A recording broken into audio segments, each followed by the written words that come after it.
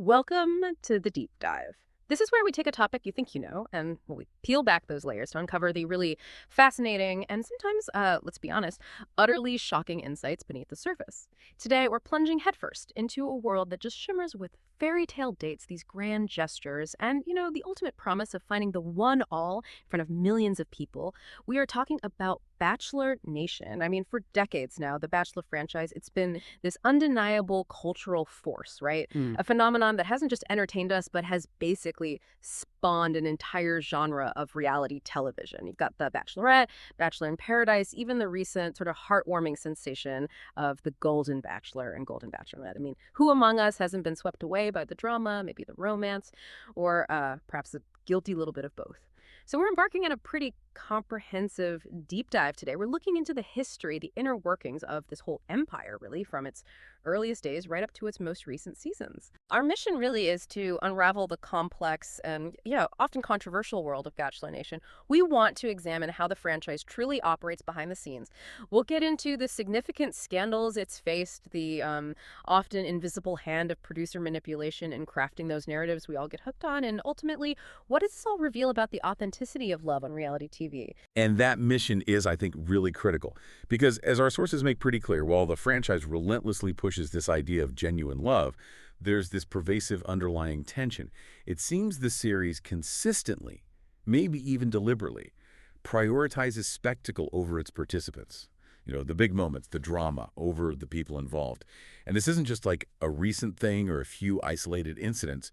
It's described as a deep-seated, problematic undertone that's kind of plagued Bachelor Nation for years, and it really demands a thorough exploration.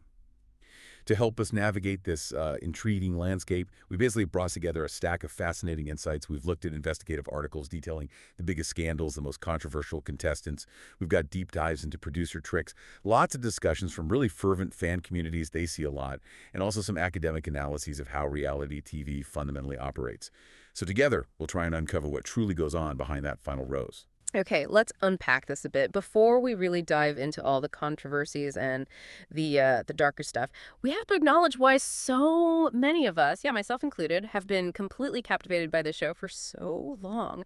It's definitely more than just idle entertainment, isn't it? I mean, unlike, say, a show about extreme survival or, competitive cooking, the core subject matter, love, relationships, it's just universally relatable. We can all sit there, be judge and jury from our couches, right? Hmm. Dissecting every little glance, every conversation. We kind of experience the journey alongside the contestants.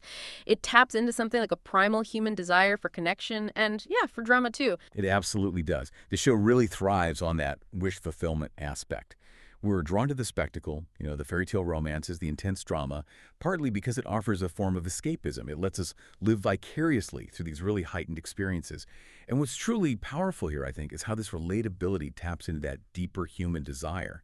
We want aspirational romance, but we also love compelling spectacle.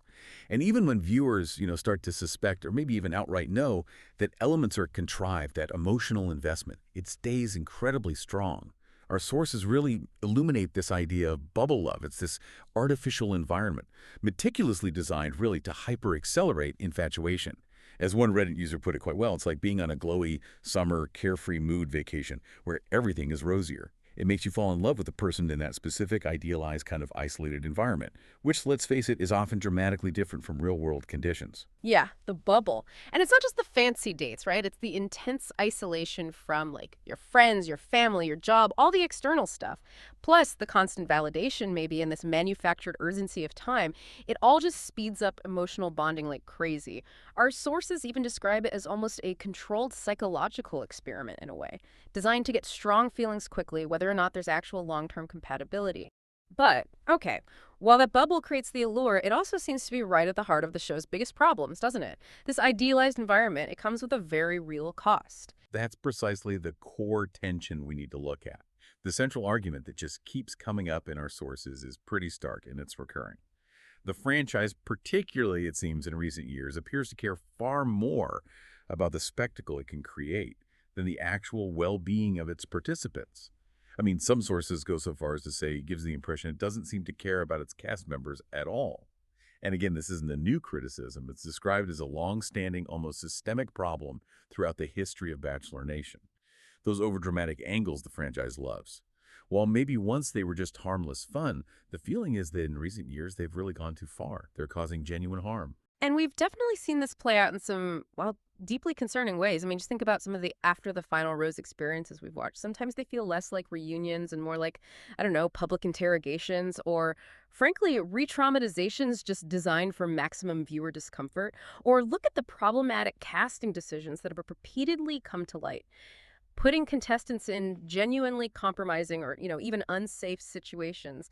It all seems to point to this consistent pattern where producers prioritize creating those explosive, shareable, viral moments over the, basic well-being of the people involved.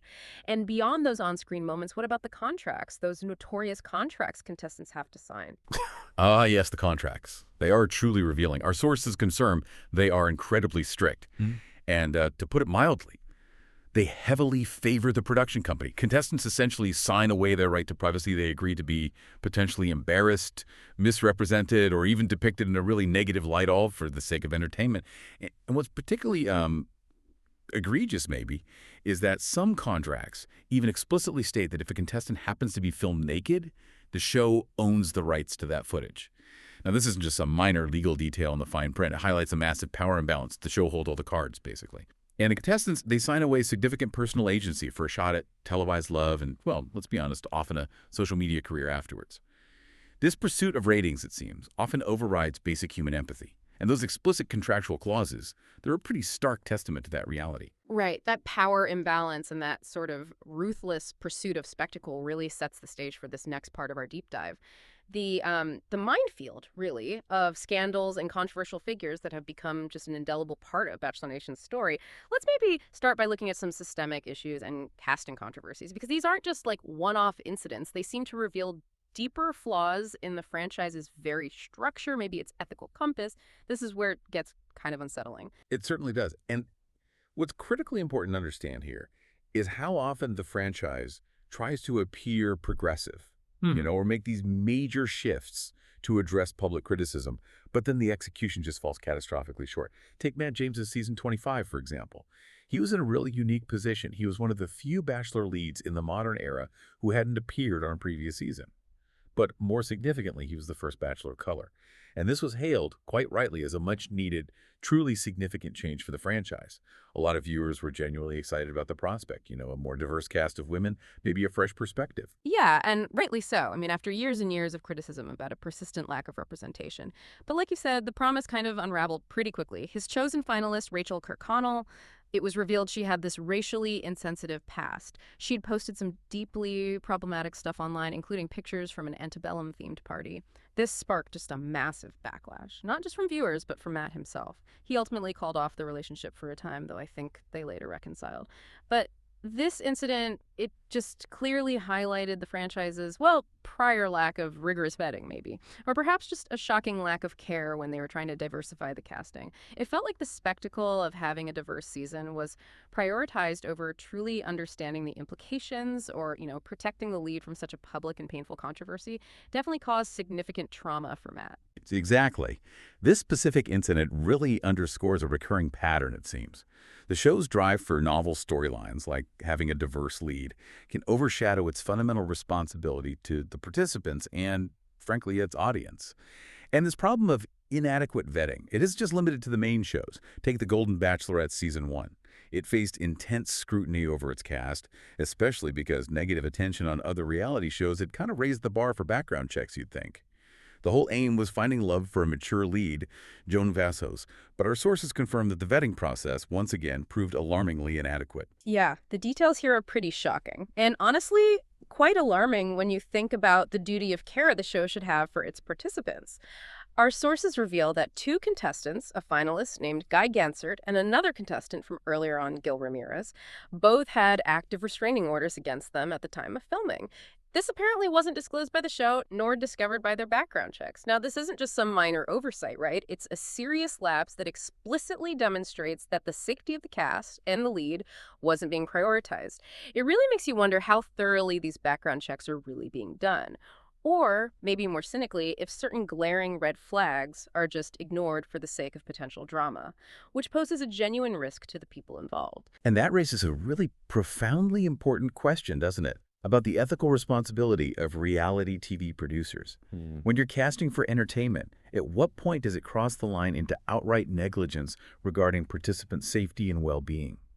Which brings us neatly to another category of these deep-seated problems: the traumatic on-screen experiences and the very, very public breakups that have become these unfortunate hallmarks of Bachelor Nation. Oh, these are the moments that really stick with you, aren't they? Often for all the wrong reasons. Let's look at The Bachelorette season 11 and the way Caitlin Bristow was treated. She was initially this massive fan favorite, right? Known for her moxie, her sharp wit, being just refreshingly, wholeheartedly authentic. People loved her. But then, as our sources highlight, things took a really dark turn after she chose to get intimate with a contestant, Nick Viall, I think it was, relatively early in the season.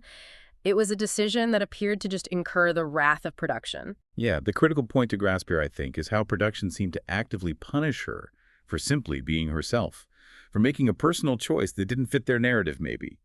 Instead of the beautiful, glamorous, exotic trips, the show filmed multiple episodes entirely in Ireland.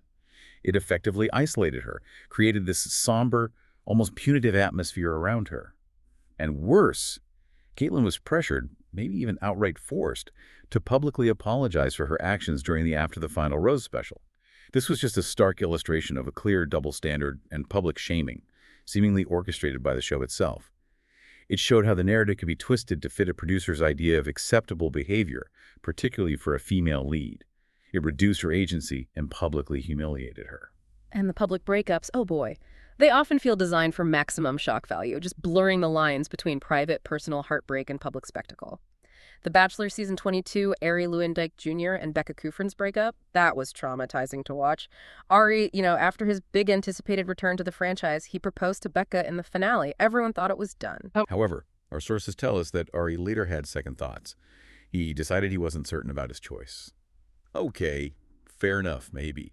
But rather than keeping their difficult split private, the show filmed the entire, raw, unedited breakup, using split screen, no less, for the After the Final Rose special. This wasn't just a private moment they happened to capture. It felt like a deliberate decision to traumatize Becca on national television, turning her devastation into a ratings event. The fallout was huge. Bachelor Nation turned vehemently on the once beloved Ari, and it raised really serious questions about the show's ethical responsibilities when handling some delicate personal moments. It was just a clear instance of prioritizing drama, spectacle, ratings over the emotional well-being of a participant. Basically, public dissection of a broken engagement. And we also can't forget The Bachelor Season 13, Jason Mesnick's infamous flip-flop that broke hearts and totally redefined live television drama. So Jason proposed to Melissa Rycroft. She's ecstatic. Then, during the live After the Final Rose, he makes this absolutely unprecedented decision. He breaks off his engagement with her on stage right there to pursue his runner-up, Molly Mullaney. I mean, can you even imagine the emotional whiplash of that moment? For Melissa, for the audience, just brutal. It was a truly historic and, frankly, brutal moment in the franchise's history. And it really set a precedent for many other iconic, devastating splits happening live on national television. What's significant here is that it kind of solidified the show's willingness to exploit intensely personal heartbreak for the sake of ratings and must-see TV. It almost normalized the idea that these private, devastating moments could become public entertainment. It was a template, maybe, for how far the show would go to ensure a memorable, if agonizing, finale. And more recently, The Bachelorette Season 21 delivered what a lot of viewers saw as equally traumatic treatment for its lead, Jen Tran. Jen was celebrated as the first Asian American lead, which was a huge step forward, but our sources indicate that things were reportedly kind of off from the very beginning. Apparently, she wasn't the first or even second choice for the role, which led to issues with casting where maybe not all the men were genuinely interested in her specifically. It sort of set her up for a difficult journey. Yeah, and the traumatic After the Final Rose for Jen was particularly egregious. It really pushed the boundaries of viewer tolerance, I think. So after Jen and her chosen fiancé, Devin Strader, mutually proposed, which was also unusual, their relationship had already broken down by the time the special aired. The ex-fiancés were then forced to sit there and watch their own proposal on screen in front of a live studio audience, while Jen just visibly sobbed, completely heartbroken. This starkly illustrates a profound lack of care, maybe even respect, for the lead's emotional state. It just transformed her deeply personal heartbreak into a televised spectacle. And this incident prompted a lot of fed-up viewers to openly talk about boycotting the franchise. They sensed a clear exploitation of Jen's vulnerability. Wow. Okay, so those are just the on-screen traumas and manipulations. Let's talk about the behind-the-scenes stuff. Right. The misconduct, the ethical lapses that really reveal how deep these problems might run within the show's production itself. Bachelor in Paradise Season 4 had that really serious alleged misconduct controversy. It's actually shut down production for a while. Right. Bachelor in Paradise. It had always been presented as this looser, more uninhibited environment, right? Heavy alcohol consumption was definitely a key part of its early seasons. Our sources highlight that often there was a pervasive lack of proper hydration. Cast members dealing with conditions maybe related more to their physical state, exacerbated by alcohol rather than genuine emotions. So during Season 4, these allegations of sexual misconduct arose involving contestants Demario Jackson and Corinne Olympios. The situation escalated to a point where it became unclear if Corinne was actually too intoxicated to give proper consent for what transpired between them. Production was abruptly shut down. They had to investigate the incident. And as a direct result, more stringent policies around alcohol consumption and participant consent were finally adopted. But it revealed a serious systemic failure in safeguarding participants beforehand, and a clear, urgent need for better oversight and ethical guidelines within production. A truly alarming incident really underscored a profound lack of duty of care there. And there were earlier examples, too, of deeply blurred lines, right? Like Rosalind Papa's affair with a producer during Season 14 of The Bachelor. This wasn't just some rumor floating around among contestants. It became a major scandal on the show. Indeed. Our sources confirm Rosalind Papa's romantic connection wasn't with Jake Pavelka, the Bachelor that season, but with one of the show's producers. The consequences were swift and immediate. Both Rosalind and the producer were forced to leave the show in disgrace. This was an early and very public demonstration of how ethical boundaries could be severely breached behind the scenes. It highlighted the intimate, often unsupervised, and obviously emotionally charged environment where these shows are filmed. It also kind of set a precedent for how the show would handle these internal conflicts going forward, decisively and publicly. And, okay, for a lighter but still incredibly revealing glimpse behind the curtain into the not-so-glamorous realities of communal living, we have the legendary Bachelor Mansion shower clogs. Former Bachelor Ben Higgins apparently mentioned this on his podcast. The mansion showers frequently clogged. Seems mundane, but it became weirdly infamous. Yeah, what's interesting here is the rumored and widely accepted reason why. Well, a typical shower clog might just be a simple hair issue. The theory circulating among Bachelor Nation, and even kind of confirmed by some former cast members, is that it was due to all the guys and their emissions, or as one Reddit user very crudely put it, man juice. Look, it offers a rather graphic, but maybe very real glimpse into the less glamorous communal living realities and just unglamorous contestant behavior that often happens off-camera, far from the polished dates and romantic narratives. It's a small, almost comedic detail, sure, but it effectively cracks open that illusion of pristine romance. It reminds us that behind the roses, it's still just a house full of people. Okay, moving on to unprecedented decisions and unpredictable outcomes. The franchise has certainly delivered its share of jaw-dropping, narrative-altering moments over the years. The Bachelor Season 11 saw Brad Womack make a decision that just sent shockwaves through Bachelor Nation. It had never happened before. Right. Brad Womack, who was also one of those rare leads who hadn't been a contestant before his season, he made history by rejecting both of his final two women, Deanna Pappas and Jenna Croft.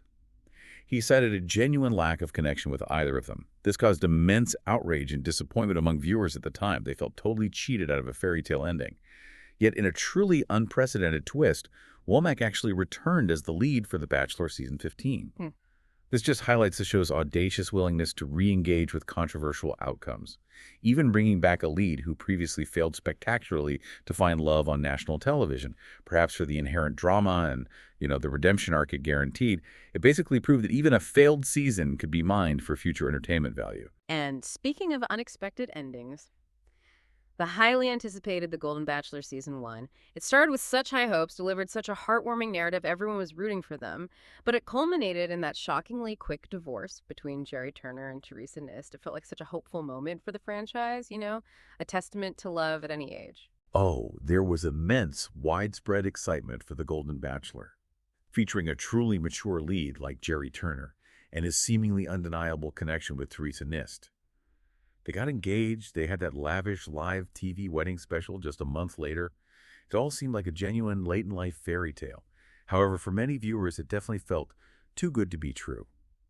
And they were, sadly, kind of vindicated when Jerry and Teresa announced their divorce just 3 months after their televised nuptials.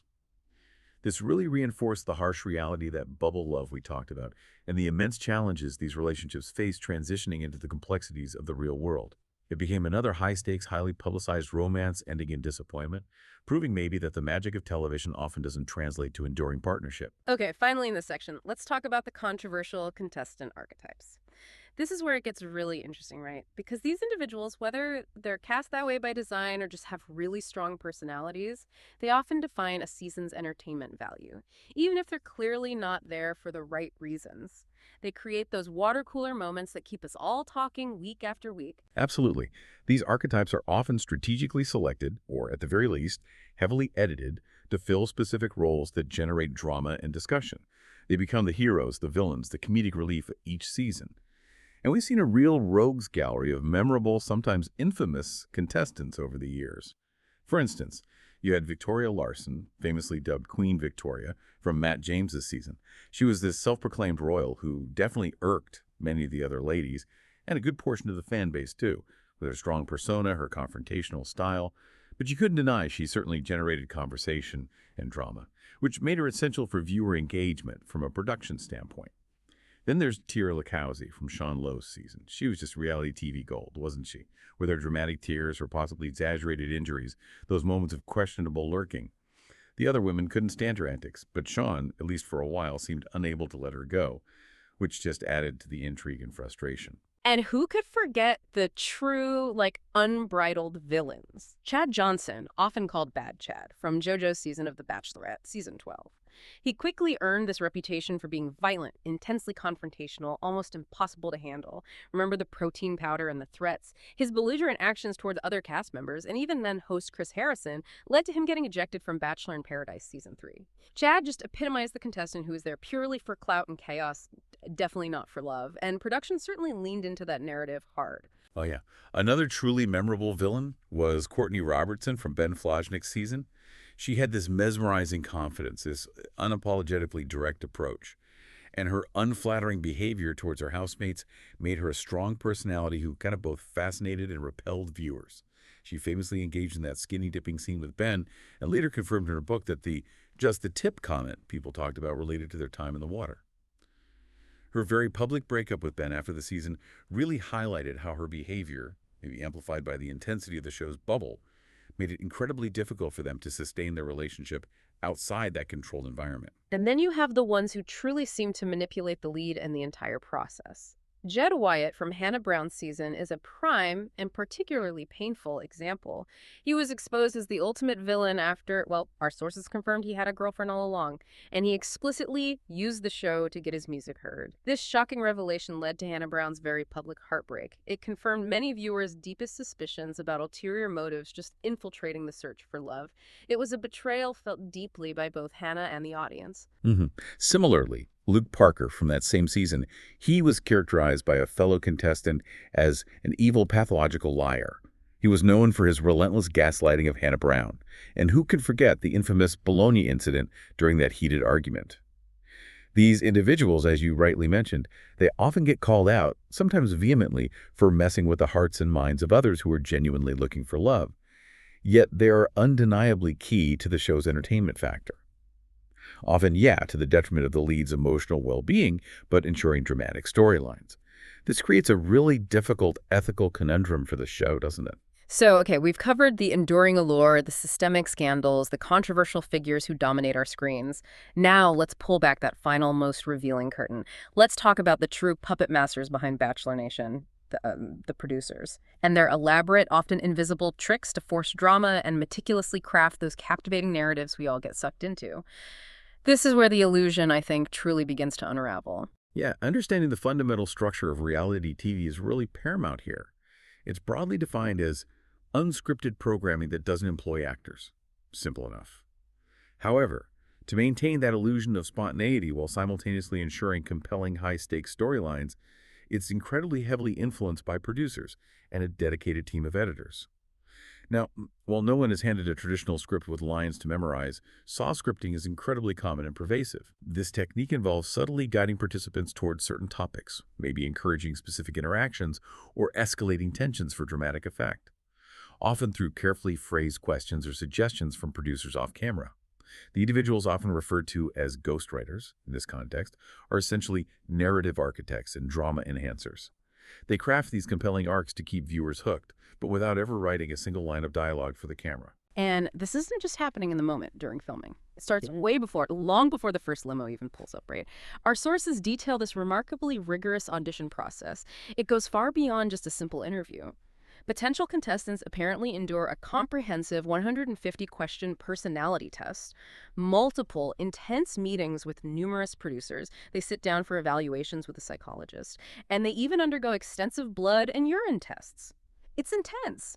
This deep background allows producers to gather just extensive, intimate information on each person, which makes it much easier for them to craft a narrative for each contestant. They can identify what role they might fit into on the show, who's going to be the villain. The sweetheart, the quirky one, the insecure one. They know exactly what buttons to push, which past traumas maybe to bring up, what insecurities to exploit for story. Right. This exhaustive vetting process, while it might be framed as ensuring compatibility or suitability for the show, is fundamentally a data-gathering exercise for narrative construction. And it raises an important point about the economics of reality TV as well. Our sources explain that it's very affordable programming compared to, say, scripted dramas. In fact, it's so distinct that it can continue even during major writer strikes like the big one in 2007 or more recently.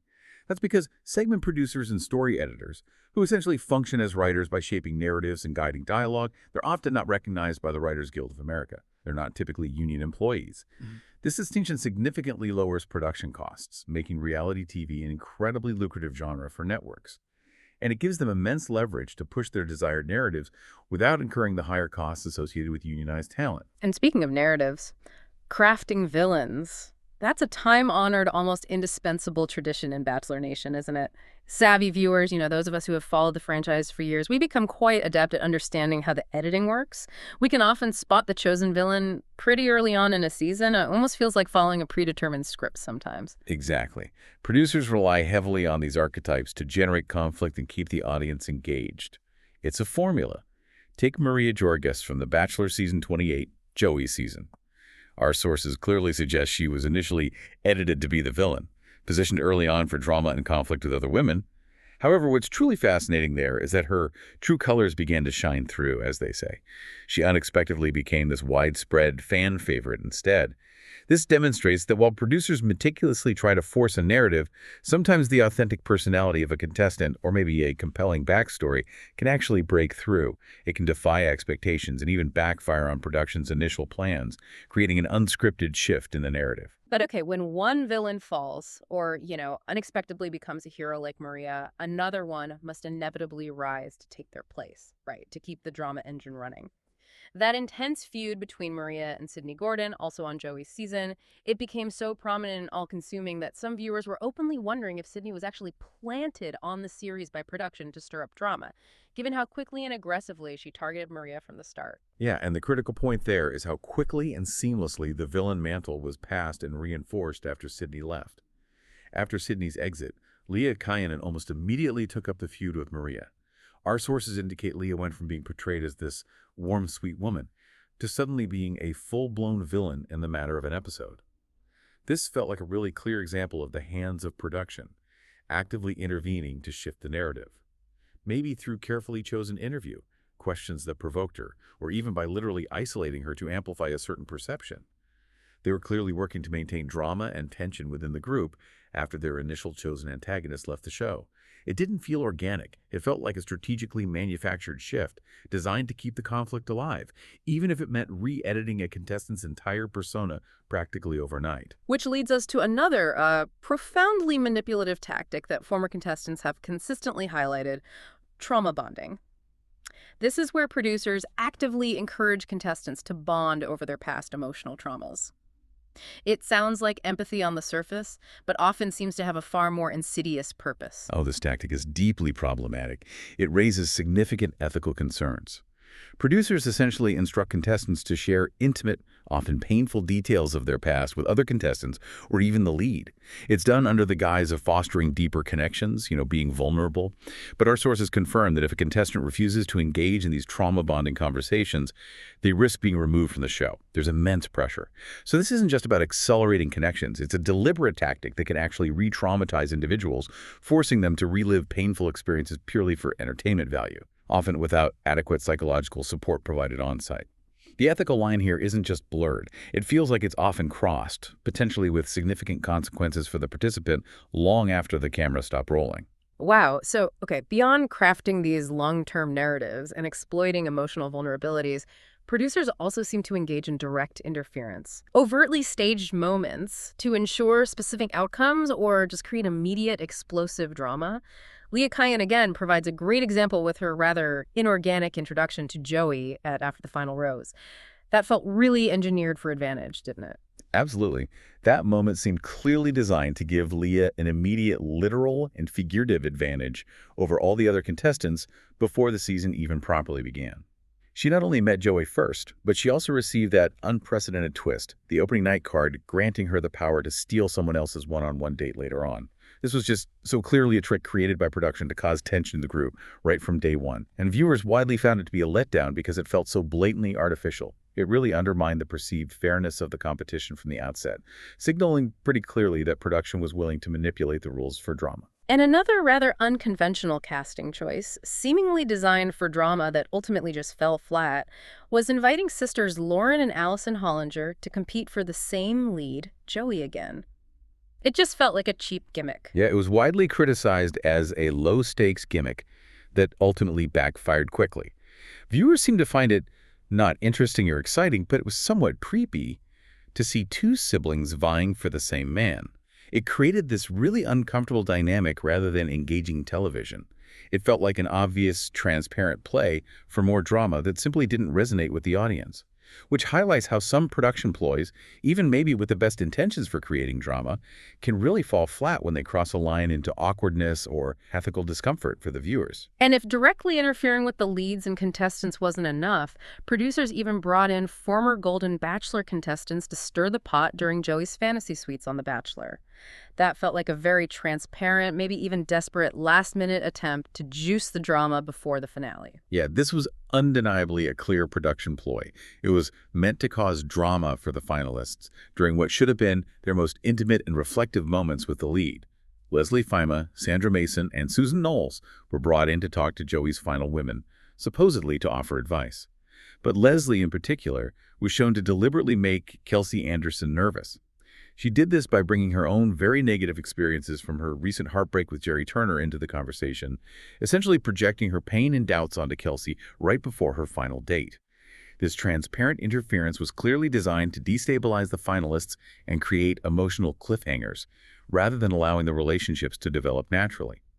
Again, putting spectacle over the participants' emotional journey at a crucial time. Okay, finally, we absolutely need to talk about the editing room, because this is the ultimate stage, isn't it? Where reality is truly reshaped, narratives are cemented, and the stories we consume are meticulously crafted. They say the camera never lies, but the editor certainly can, right? Oh, the power of editing in reality TV is truly immense, and it's often underestimated by viewers, I think. Consider this staggering fact. The very first season of The Real World involved approximately 2,160 hours of footage. That footage was condensed into only 6.5 hours for broadcast. 6.5 hours out of over 2,000. This massive disparity, literally hundreds of hours distilled into mere minutes, gives editors just immense control over what the audience sees, hears, and ultimately believes. They are the final arbiters of the story. They're capable of entirely changing perceptions through strategic cuts, reaction shots, music choices, and juxtapositions. And they have a special, particularly insidious trick called frankenbiting. Can you explain what that is and maybe give us a concrete example of its power? Sure. Frankenbiting is a really deceptive editing technique. Editors stitch together conversation excerpts or sound bites from completely different moments, often days or weeks apart, to create a whole new dialogue or conversation that never actually happened in that specific context or flow. Its impact is profound. It can essentially create alliances, crushes, fights, and relationships that simply didn't exist in the way they're presented on screen. For example, imagine a contestant saying in one interview, "I don't think he's the one," and in another interview days later saying, I do appreciate his kindness. With frank inviting, an editor could easily splice those together to make it sound like she said, I do think he's the one. The difference is subtle. Just a few key words shifted, but the narrative impact is immense. It completely alters the meaning. Former contestant Mary Pepin even confirmed that editors splice audio to create sentences that were never actually spoken, highlighting just how deceptive and common this practice can be. Wow, and we saw this kind of manipulation pretty clearly with misleading edits for hometowns and rose ceremonies too, right? Designed to keep viewers guessing and create artificial suspense. For example, Maria Jorgis's hometown date with Joey. It was heavily advertised to make Maria's father look disapproving, implying there was tension and doubt about their relationship. Right, this was clearly a ploy from production to deliberately skew the viewer's expectations and manufacture drama where maybe none existed. In reality, our sources confirm Maria's father was actually very welcoming and enthusiastic about Joey. But the advertisements created this false sense of impending conflict, making viewers tune in to see a fabricated confrontation that never really happened. Similarly, Joey's final three-rose ceremony was purposefully misleading in its edit. It was cut to make it seem like he chose Daisy Kent first, leaving Kelsey Anderson anxiously waiting.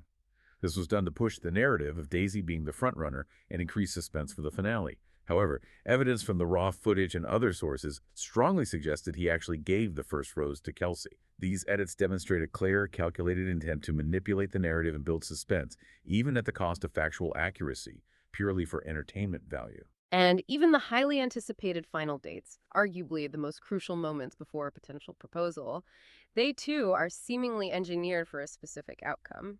Joey's final dates with Daisy and Kelsey felt purposely different, creating really contrasting experiences for him and the finalists just before the end. What's critical here is how production overtly seemed to create scenarios that clearly fostered disconnection with one finalist, Daisy, while simultaneously strengthening the connection with the other, Kelsey, effectively guiding the narrative toward their desired ending.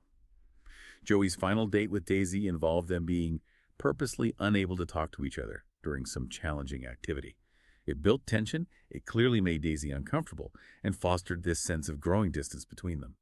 In stark contrast, his final date with Kelsey was in a relaxed spa setting, filled with reassurance and comfort, allowing their connection to deepen naturally, or at least appear to deepen naturally on camera. Our sources argue that production made it clear who his final pick was, simply by orchestrating these vastly different environments and experiences right at the end. This proves that producers really are able to interfere in any situation, from the initial casting right down to the final dates, to guide the narrative toward their predetermined conclusion. It underscored the deep level of manipulation possible. Okay, so all these layers, the manipulation, the scandals, the engineered drama, it leads us to a really critical, overarching question, doesn't it? What is the true impact on love itself and on the enduring legacy of Bachelor Nation? Let's maybe revisit that idea of bubble love because it feels like it's right at the heart of why so many of these televised romances ultimately fail. Yeah, the concept of bubble love is absolutely central to understanding the show's remarkably low long-term success rate for couples. These relationships are formed in this intensely unrealistic environment. You've got the lavish dates, the exotic travel, the constant, undivided attention. It's all far removed from the mundane realities of everyday life, paying bills, doing chores, navigating family dynamics. As that Reddit user aptly put it, people fall in love with the person in the environment and then realize it doesn't work outside of it. The emotional intensity generated within that bubble, it's undeniably real for the participants at that time. But the foundation upon which it's built is entirely artificial. It's almost like that controlled psychological experiment we mentioned, designed to accelerate bonding, regardless of whether that bond is robust enough for the real world. Yeah, and it's not just the setting, it's the very nature of the dates themselves, right? They create this false sense of what a relationship is like. The dates are meticulously planned and paid for by the producers, not by the lead. This creates a significant potential for disappointment in the real world later on. Participants return home and suddenly they aren't getting these grand gestures from their partner anymore. You know, a millionaire's lifestyle, complete with private jets and helicopter rides, that's a far cry from, say, a typical entry-level job salary or even just a comfortable middle-class existence. The expectations set by the show are almost impossible for most people to meet consistently. It's exactly. The transition from the bubble to reality is incredibly challenging. For many, it's insurmountable. If these relationships are going to work long-term, the couple essentially has to fall in love again with a different version of that same person outside of the controlled environment. a version that can navigate the mundane stuff, the financial pressures, the disagreements, the lack of constant external validation that defines everyday life. And this is precisely why the success rate for lasting relationships originating from the show is so strikingly low compared to traditional dating. Many simply cannot make that leap from the idealized fantasy to the gritty reality. And, well, let's be honest too, not all contestants join the show with pure romantic intentions of actually finding love, do they? Our sources make it pretty clear that many are out of work or would-be actors trying to get screen time, using the show primarily as a stepping stone for something else. Mhm. This brings us squarely to the influencer pipeline, a phenomenon that has fundamentally altered the casting process and, arguably, the show's entire dynamic over the last decade or so. National television exposure, especially from a show with the massive reach of Bachelor Nation, can lead directly to a pretty lucrative career path as an Instagram influencer.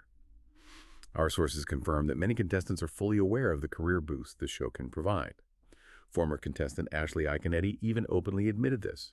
Jed Wyatt, as we discussed, is the poster child for this. He famously joined the show explicitly to promote his music career while already having a girlfriend back home. It was a calculated move to leverage the platform. This shift means casting directors are now often looking for camera-ready personalities, people with existing online presence potential, rather than just individuals genuinely looking for love. And that fundamentally changes the show's integrity, doesn't it? Yeah, it really does. And for some, it's not even about becoming an influencer. It's just about the win, the competition itself. Our sources confirm that many contestants get caught up in that highly competitive environment. They become focused on the idea of winning him or winning the competition rather than genuinely developing feelings for the lead as a person. Winning is the key for these individuals. They view it more like a game show than a quest for a soulmate. Right. This competitive aspect further complicates the authenticity of the relationships formed. The limited time with the lead, the constant comparison with other contestants, the intense desire to win, it can generate infatuation or a perceived connection that simply isn't robust enough for the complexities of the real world. However, despite this growing awareness among viewers of the scripting, the producer manipulation, the ulterior motives, reality TV, and Bachelor Nation in particular, continues to enjoy immense popularity. Audiences often continue to practice a kind of suspended disbelief, it seems. That's the truly fascinating part, isn't it? For you, the listener, does knowing all this about the ghostwriting, the manipulative editing, the strategic casting, does it detract from your enjoyment? Or is it just an accepted, maybe even appreciated part of the modern entertainment landscape? How do you grapple with that knowledge while you're watching? Ultimately, I think reality TV continues to thrive because for many viewers, that emotional investment and the connection they feel with the characters often remains strong, even with the knowledge of the behind-the-scenes machinations. Some viewers even appreciate the creativity and effort involved in crafting these compelling storylines, even if they know they aren't entirely real. Hmm. The artistry for some lies in that delicate balance between the spontaneous elements and the narrative enhancement. It transforms into a different kind of entertainment, maybe, one where we as the audience are almost implicitly complicit in the illusion. We allow ourselves to be swept away by the constructed drama. We know it's not entirely real, but maybe we love the show nonetheless. Hashtag outro. Wow. Okay, this deep dive has truly unraveled the complex and, yeah, often contradictory world of Bachelor Nation. We've explored its irresistible allure, that pervasive producer interference, the profound ethical dilemmas that repeatedly seem to surface, and the raw human drama that is so often, it appears, meticulously exploited for entertainment. It raises some profound and maybe uncomfortable questions, doesn't it? Oh. About the authenticity of love on reality television and what it means both for the participants who willingly enter this dazzling yet clearly fragile bubble, and for us, the viewers who watch it all unfold from our couches, often caught somewhere between fascination and maybe ethical unease. So the final thought to leave you with is this. If the fairy tale is so meticulously crafted and the drama so expertly designed, what does that mean for our own definitions of love and authentic connection, both on screen and off? And how does knowing all this truly change the way you'll watch the next rose ceremony, when the cameras are rolling and you know the producers are likely pulling the strings just out of frame? Keep exploring, keep questioning, and join us next time for another deep dive into the stories behind the stories.